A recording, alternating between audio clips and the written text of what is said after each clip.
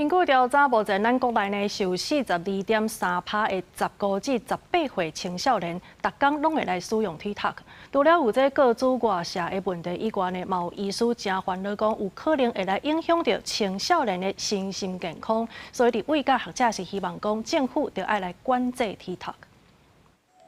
手机顶悬 TikTok 嘅短影音，啥物内容拢有，也有真侪少年人喜欢看。根据2025年台湾民主实验室嘅调查，国内15到18岁青少年，有42.3%逐工拢会看 TikTok。有精神科医师指出，网络和社群平台一直拢有网络霸凌、性私密的影像散布危机，会影响青少年的心理健康。呼吁政府应该修法，限制社群平台推播的内容。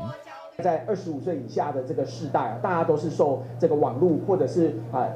社群平台还有演算法的影响，是非常大的。像我们近几年发现说，像这个有私密影像的这个外流哈，其实跟自我伤害的关系是息息相关的。我们的社群平台演算法推播的可能会有自杀、自伤、自虐等危害儿少身心灵的一些内容，我们并没有纳管哈。除了要求我们的网络主管机关要有拟定课责的机制的条文以外，也要让平台业者去落实内容审查的机制。国际调查组织集合立委甲学者，希望政府将 TikTok 纳入法律的管制。针对 TikTok 带来危机，国家传讯传播委员会指出，目前虽然无法律的机制，但是有针对 TikTok 违法的内容有依度的措施。IWIN 呢，持续透过一些立式框架，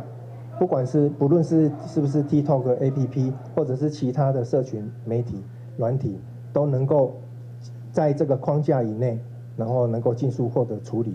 NCC 嘛强调，针对网络和儿少身心健康的问题，因会继续推动跨部会合作，未来嘛继续针对内容加强审查，维护青少年的网络安全。记者桂宗林、贾桂林台北报道。